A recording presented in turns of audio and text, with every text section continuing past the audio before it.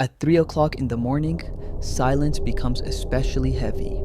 It's that strange hour when the city seems frozen in place and your thoughts grow louder than any sound. In these moments, even the smallest noise can feel like a warning. Imagine this: you're asleep and suddenly your phone comes to life. A ring, a vibration, a voice in the night. You glance at the screen and see an unfamiliar number.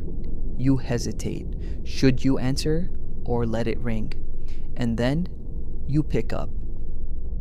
The silence is broken only by your own breathing and the faint crackle of the line. Then a stranger's voice, cold and almost whispering, speaks a phrase that will change your life forever. At 3 in the morning, a stranger called me and said, but who was he? Where did the call come from? And why do his words still echo in my mind? Tonight, I will tell you stories of calls and messages that came from nowhere. Stories where an ordinary telephone became a gateway into the unknown. Stories where the line between reality and mystery blurred. Calls that cannot be explained, radio signals that no one could decode, voices that spoke out of silence though no one was supposed to be on the other end. These stories stretch from the very first telephones of the 19th century to our own time. And in each of them lies a moment that refuses to let go. Why is it always the night when technology seems to come alive on its own? Why do phone calls and messages so often arrive as omens of tragedy? And most of all, can we really trust what we hear? Make yourself comfortable. Ahead lies a journey through the strangest and most unsettling calls in history. And perhaps after this story, you'll never look at your phone the same way again. When Alexander Graham Bell first spoke the famous words, "Mr. Watson, come here, I want to see you," in 1876, few could imagine what kind of emotions this moment would stir in humanity. On the one hand, there was awe and fascination. A voice carried along a wire seemed like a miracle, like sorcery suddenly made real. Newspapers called it a new sense, an organ that could connect people separated by miles.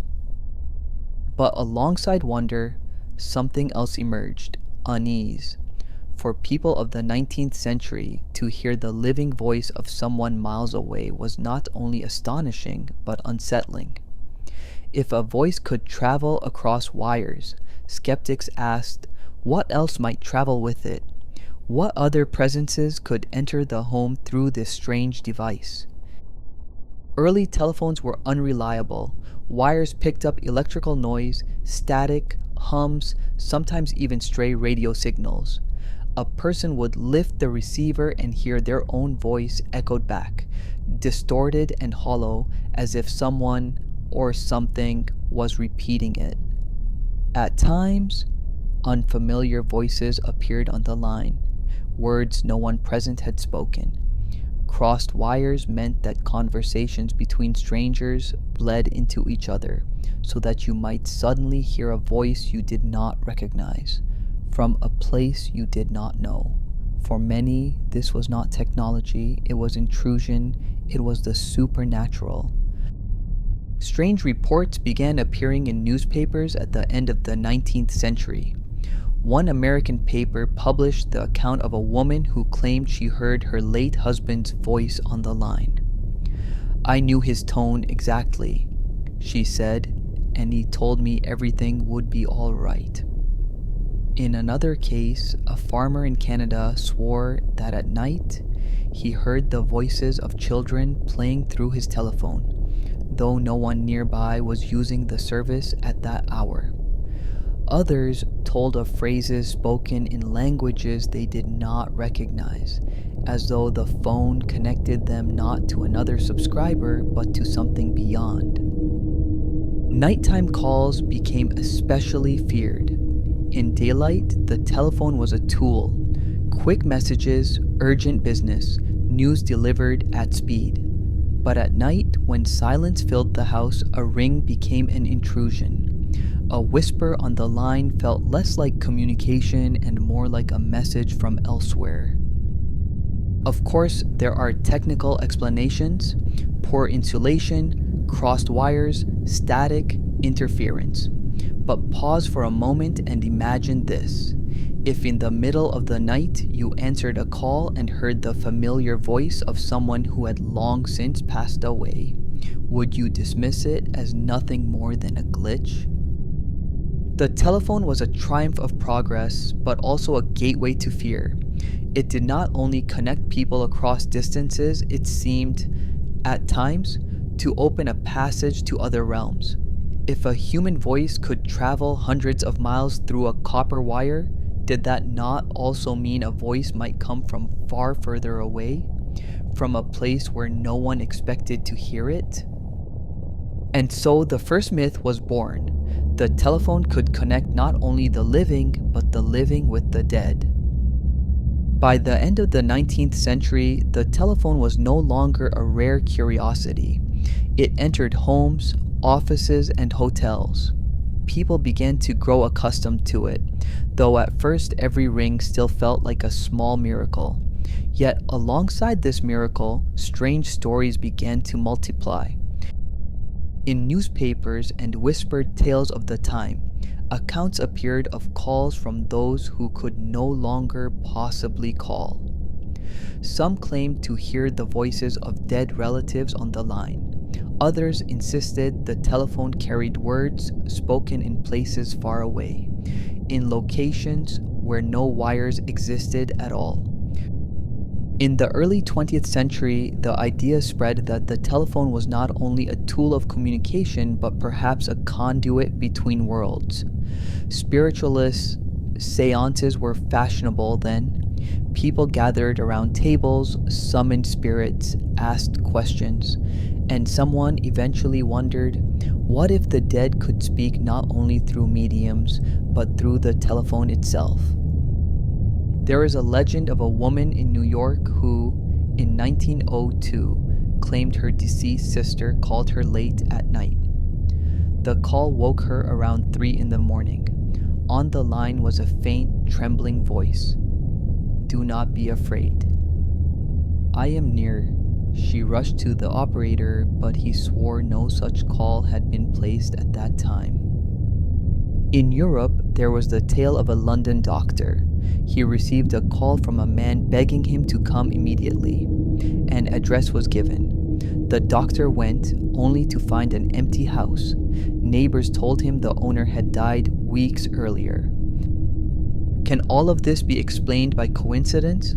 Perhaps. Sometimes telephone lines did cross, and a voice from the other side of the city could slip in. Sometimes people heard their own echoes or background noise, mistaking them for words. But one fact remains. Such stories repeated themselves again and again in different countries and at different times. The telephone quickly became a symbol not only of progress but of mystery. To many, it resembled a magical artifact. You lifted the receiver and heard a voice without seeing the person.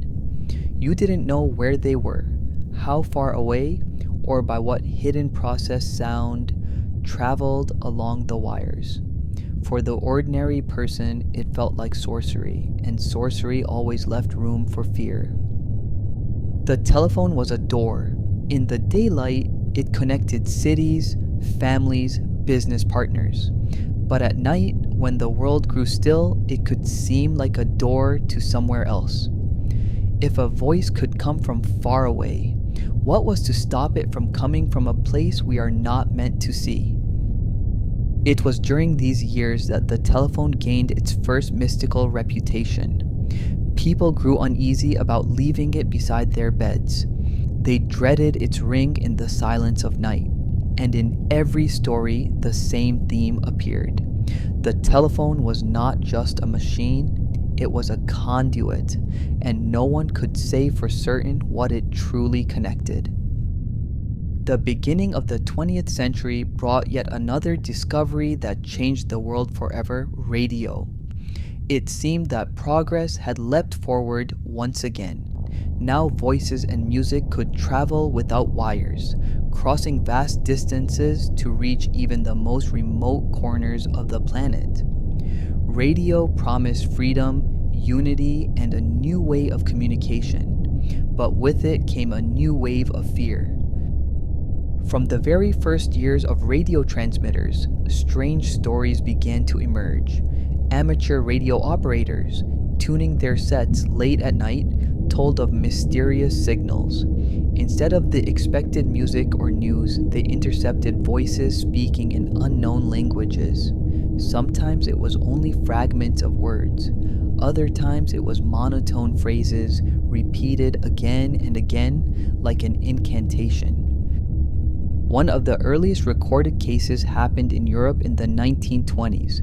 A group of radio hobbyists claimed to have intercepted a signal carrying a children's song, but no station was broadcasting it at the time. When they tried to replay the recording, the melody was gone, replaced only by static. The so-called night signals were considered especially unsettling. Many insisted that radio behaved differently at night. In the silence, behind the steady hiss of static, voices would suddenly break through. Sometimes they spoke clearly. Sometimes they only repeated numbers or nonsensical phrases. There is a story of sailors crossing the Atlantic in the 1930s who picked up a distress call on their ship's radio. A man's voice gave coordinates and begged for help, but when the captain checked, those coordinates pointed to a spot in the ocean where a ship had sunk many years before. Can all of this be explained? Radio engineers spoke of ionospheric reflection, overlapping frequencies, and coincidences. But among ordinary people, whispers spread. Radio might not only carry messages, it might hear things hidden from human ears. As mass broadcasts grew, the strangeness deepened. In the United States in the 1930s, stories circulated of people hearing the voices of loved ones in bursts of static. In the Soviet Union, rumors told of radios that switched on by themselves, without electricity, carrying voices no one could identify. But what if these weren't just glitches? What if radio waves could pick up not only human voices, but something else? Something usually hidden. After all, radio waves are invisible. They pass through space, crossing continents, connecting the world. Could it be that in this invisible ocean, voices from the past or from another realm sometimes rise to the surface? Radio, which had seemed like a symbol of freedom and progress, quickly gained a mystical aura. It became another kind of portal. Not through wires this time, but through the very air itself. And the longer people listened to the ether, the more they asked the same question. Who else might be speaking to us in the silence? As the telephone spread into homes and offices, it became not only a symbol of progress, but also a source of countless mysteries. Some saw it as a miracle, others as a threat, and still others encountered stories that defied any explanation. These were calls that should not have existed, calls from numbers that had long been disconnected, calls from houses where no one lived, calls that sounded as though they came from nowhere at all. One of the first widely discussed cases appeared in Chicago in 1910. The McLean family received calls every night at exactly 3 o'clock. Each time, when the father lifted the receiver, he heard only heavy breathing and faint whispers. Sometimes they seemed like words, sometimes only fragments. After several nights, he contacted the telephone company. The results were shocking. The calls were traced back to the McLean's own number, yet the phone sat untouched, and every family member was fast asleep. Similar stories appeared elsewhere. In London in 1921, employees of an insurance company reported receiving calls at the same time each day. A man's voice would come through saying only one phrase, "I didn't make it," before the line went dead. Technicians investigated and discovered the calls came from a subscriber whose line had been disconnected months earlier after his death. Berlin, 1934. A young woman named Elsa later told police that the night before her brother's death at the front, the phone rang in their apartment. She picked up the receiver and heard a voice say, "He is leaving already." The next day, news of his death arrived. Stories like these multiplied. In American newspapers of the 1940s, headlines appeared: "Calls from nowhere," "Phantom voices on the line." Some journalists dismissed them as technical glitches, others as imagination. But a few newspapers went further, interviewing witnesses and demanding answers from phone companies.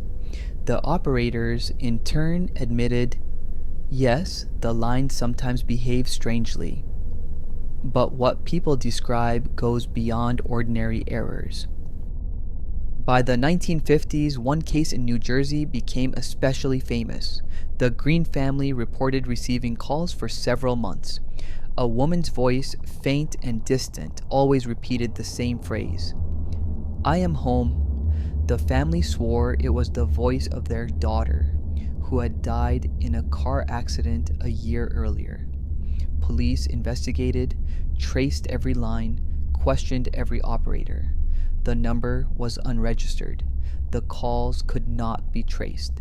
Finally, the case was closed. Yet, in the archived interrogation reports, engineers admitted there was no technical explanation. Similar tales circulated in the Soviet Union. In the 1960s, a Moscow newspaper reported strange calls in a communal apartment on Presnya.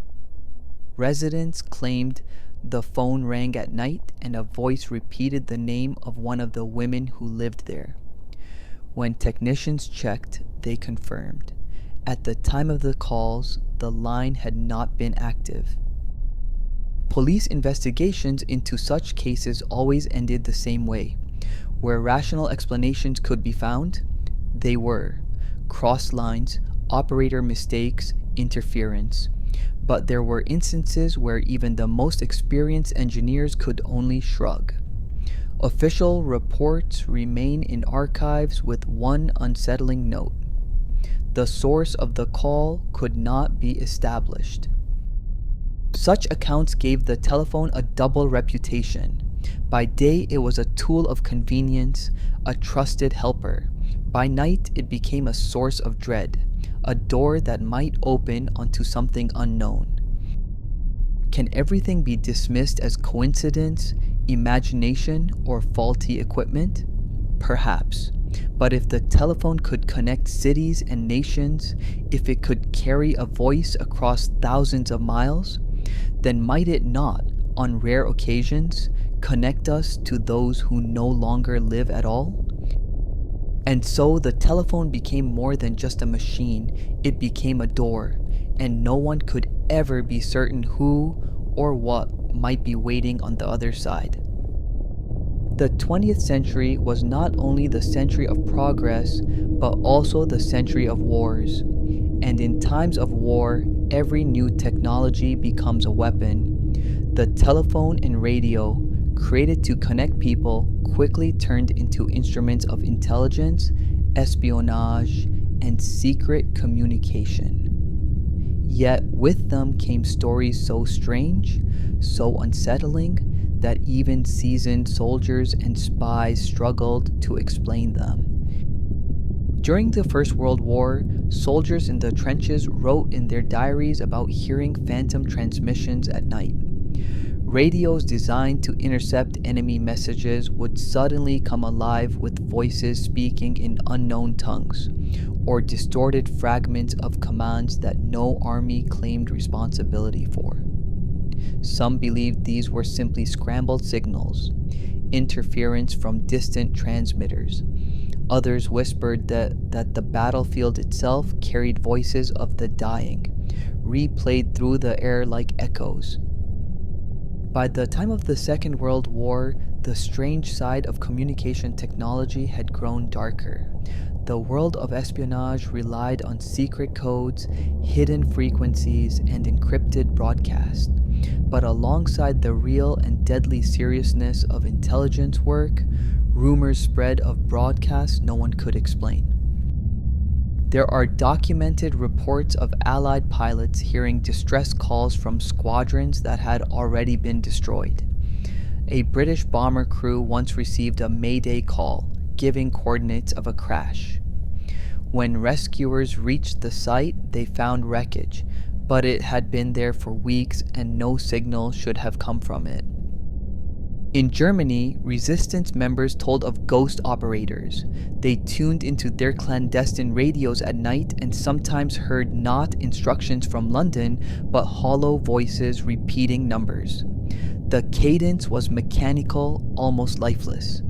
The numbers went on for minutes at a time. When decoded, they made no sense. No one ever discovered the source. This is where the legend of the number stations was born. Mysterious radio broadcasts consisting only of monotonous voices, male, female, sometimes childlike, reading endless sequences of numbers, sometimes accompanied by eerie electronic tones, mechanical beeps, or fragments of music. These stations were real. To this day, recordings exist. The robotic voice of a woman counting in German, the crackling signal of a man's voice in Russian, the eerie tones of what came to be called the Swedish Rhapsody. The official explanation is that number stations were, and perhaps still are, a method of sending coded instructions to spies in the field. The numbers correspond to secret codebooks, allowing agents to receive orders securely. But the strangeness lies not in their purpose, but in their persistence. Because even after the Cold War ended, after empires collapsed, after spies supposedly vanished into history, the stations continued to broadcast. They are still on the air today. Amateur radio operators around the world tune in late at night and hear the same lifeless voices repeating endless streams of digits, and no government admits to running them. When questioned, officials simply respond, "No comment." But beyond espionage, stranger tales cling to these broadcasts. Some listeners claimed that the numbers seemed to anticipate disasters. A sequence aired one night, and the next day a plane would crash. Others swore they heard their own names hidden among the numbers. There were even claims of stations that answered back, a voice repeating whatever the listener said into the static. Perhaps the eeriest of all is that these stations seem eternal. Radio operators say that even when frequencies change, the pattern remains. A voice counting, mechanical, endless, as though the signal itself has become detached from its origin, like a machine that forgot its master but continues to speak into the void. What if these signals are not just codes for spies? What if they are something older or stranger? A ritual in the language of technology endlessly repeated, or perhaps a reminder that once a voice enters the ether, it never truly disappears. And here is the most unsettling thought. These stations are not history. They are happening right now. If you tune to the right frequency tonight, you will hear them too. A voice, hollow and distant, reading numbers into the darkness. You will never know who is speaking or to whom. The wars may have ended, the codes may have changed, but the voices continue. Voices that sound less like orders and more like messages from another world. So the question lingers, are number stations merely relics of espionage? Or are they something far more mysterious? Proof that once technology begins to speak, it may never fall silent. By the mid 20th century, something changed. The telephone was no longer a novelty, and radio had become a household companion. Computers were just beginning to appear, and for the first time, humanity faced a new question. What happens when our machines no longer just serve us but begin to think for us? In the early days, technology carried voices, it carried numbers, it carried music and orders, but soon it began to carry decisions, and this is where the unease deepened. Think of it. When you lift a telephone, you trust that the voice on the other end is real. When you tune into a radio, you trust that the signal has a sender. But what happens when the machine itself generates the message? When the signal doesn't come from another person, but from the technology itself? The first computers were designed for calculation. They were meant to relieve us of the burden of endless arithmetic. But quickly, their role expanded. They began to solve problems, to process data, to make predictions. And with that, an old fear resurfaced in a new form. Are we still the ones in control, or are we becoming passengers in systems too complex to understand? There is a strange symmetry here. In the 19th century, people feared that telephones carried voices of the dead. In the 20th century, they feared that radios transmitted signals from nowhere. And now, in the 21st, we fear that computers and algorithms may be speaking on behalf of something we no longer control. Imagine this. You open your inbox and find a message that feels written for you. No person wrote it. An algorithm did. You scroll through your phone and see suggestions, words, even voices that seem eerily familiar. Who then is really calling you? Who is speaking to you through the machine? This is not mysticism in the old sense, it is a new kind of haunting, a haunting born of automation. We no longer fear ghosts in the wires, we fear that the wires themselves are learning to speak. And perhaps that is why stories of mysterious calls and signals never disappear. They evolve with the medium. Yesterday, it was the whisper on the line. Today, it is the uncanny recommendation, the generated voice, the artificial companion. Tomorrow, perhaps it will be machines carrying not only our voices, but our thoughts, our choices, even our very identities. What if the old legends were never about spirits at all? What if they were premonitions? The sense that once we created a system capable of carrying voices, one day that system would begin to create its own. Already, artificial voices read the news, algorithms answer questions before we ask them, machines translate languages, write letters, compose music. We say it is convenience. But isn't it also unsettling? Isn't there a part of you that wonders who exactly is speaking when a machine speaks? The old myth was that the telephone could connect the living with the dead. The new myth, or perhaps the new reality, is that our machines may no longer need us at all to create voices. They speak on their own. And here lies the great paradox. We built these technologies to save time, to save effort, to escape from the burdens of repetition. But in doing so, we may have created something else. Entities that blur the line between tool and speaker, between echo and origin, between message and messenger. So the haunting has shifted. It is no longer the ghostly voice on the line at 3 in the morning. It is the subtle, everyday presence of machines speaking in our place. And the question becomes, if technology can now whisper to us, call us, answer us, how will we ever be certain who is really on the other end?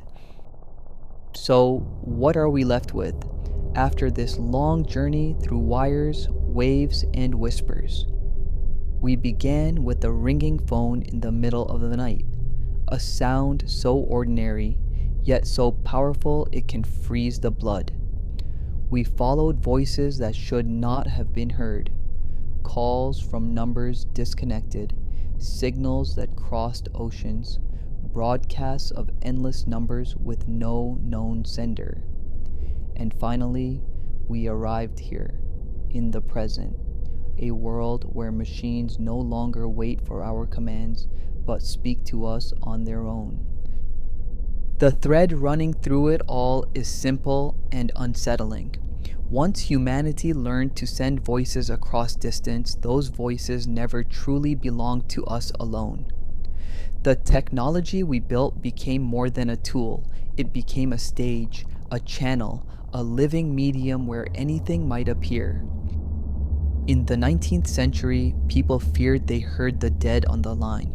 In the 20th, they feared radio was haunted by signals from nowhere. In the 21st, we fear that the voices themselves are no longer human. Each era reshaped the same fear. When you pick up the receiver, when you tune the dial, when you open the app, who truly is speaking to you? And perhaps that is why the stories endure. They are not just about superstition or technical glitches or espionage secrets. They are about something deeper. They are about the fragility of trust in a world where the voice is no longer bound to the body. A voice, once set free, belongs to the air, to the wire, to the code. It can outlast its speaker. It can return when it should be gone. It can take on a life of its own. Think about it, a phone call at 3 in the morning, a ghostly broadcast of numbers, a machine that writes your message before you type it. All of these moments share one truth. The voice has escaped us. We unleashed it into systems we cannot fully control, and now it answers back. So what should we believe? That the phone was haunted? That radio waves carry echoes of the past? That numbers stations are coded spells recited into the night? Or should we believe something even stranger? That our own creations are beginning to speak with voices we never gave them? Perhaps the real haunting is not in ghosts or spirits, but in the realization that technology itself has become alive in its own way. Not alive as we are, with breath and heartbeat, but alive with persistence. Machines do not sleep. Signals do not fade. Once a message enters the ether, it can repeat forever. And this brings us to the question I leave you with. If the phone rings at night, if the radio hums with voices, if the machine answers before you speak, will you know who is calling? Will you dare to pick up? Because in the end, every story we've explored, from the first whispers on telephone lines to the endless number stations to the algorithms that now predict our words, all carry the same echo. Once a voice is freed from its body, it never really dies. It lingers, it waits. And perhaps it waits for you.